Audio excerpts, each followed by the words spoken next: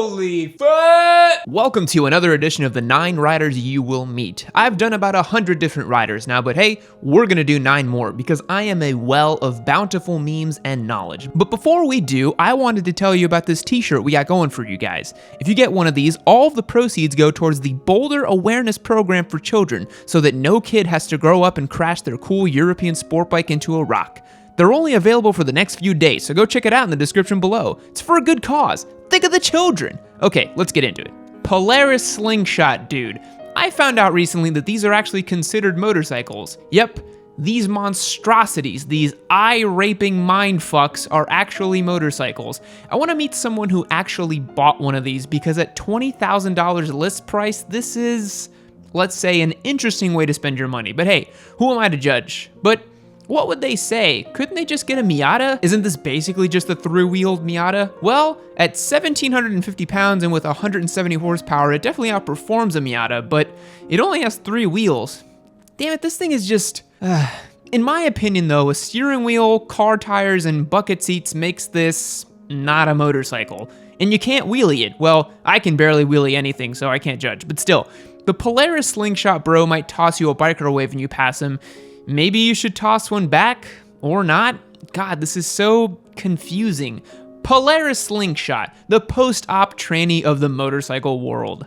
The Ducatista. Yes, I've made jokes about Ducati owners before. I even made an entire video about European motorcycle owners, those who own Euro bikes, not Euro people who own bikes.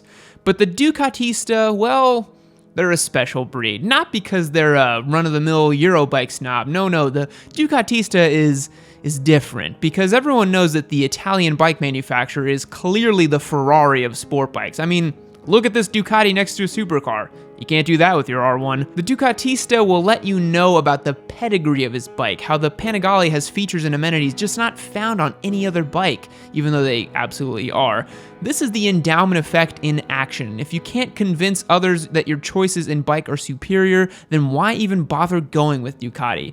And of course, they'll arrive by towing their Ducati with a BMW X5M and they'll offer you a tasty Ducati biscotti, so you know the small luxuries you're missing out on by being a fucking normie with a Japanese bike. Unknown bike dude.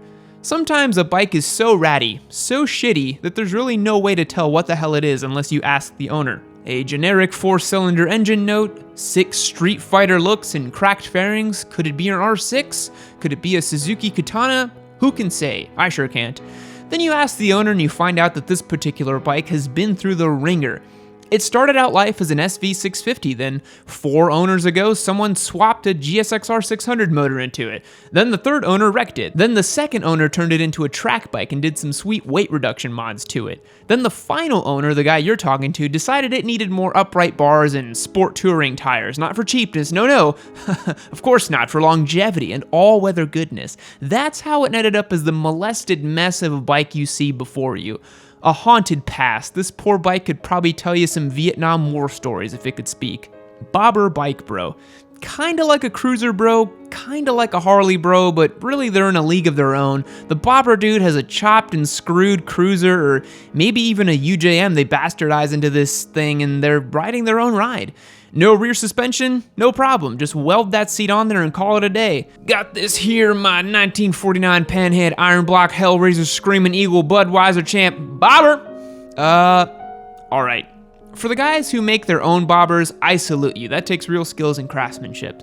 For the guys who buy it from a dealer, well, I don't have mercy on your soul. Just kidding. Do whatever you want with your life. The Bikeless Bro. This poor squid has no motorcycle. No bike, no life, bro.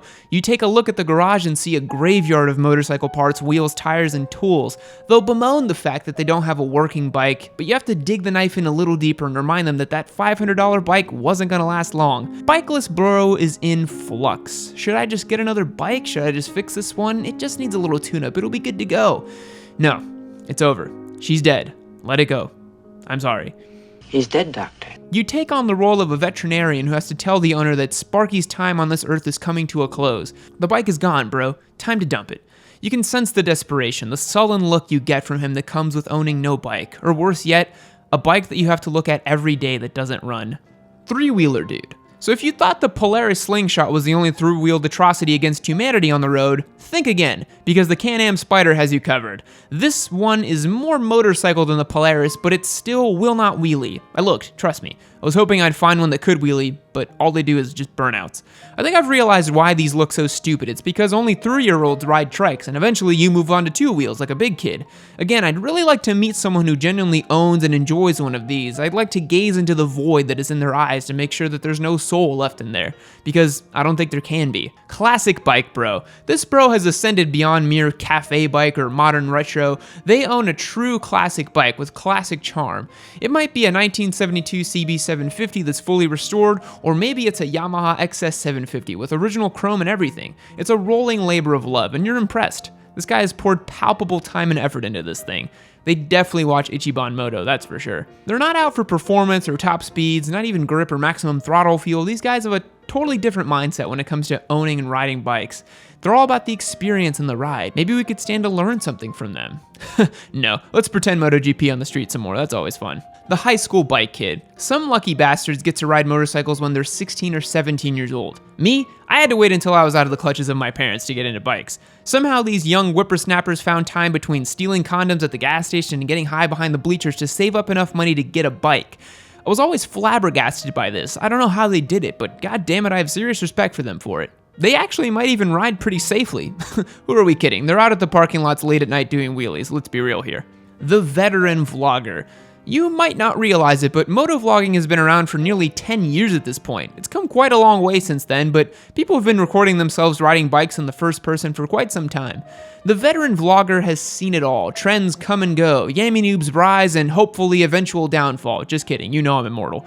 They basically operate their cameras like Russian dash cams, uploading without much rhyme or reason, but they've been at it so long they might as well upload some more videos. These guys are the OGs of the community. Thanks for checking out this video. If you like what you've seen, you should subscribe. I can't say this is underground anymore because I have 100,000 subscribers, but hey, it's still pretty dank. Few people are aware, but the reason Yammie Noob has grown in popularity is due to his discovery of the staff of Xyloctoles and is now cursed with making these list videos until he dies. Goodbye.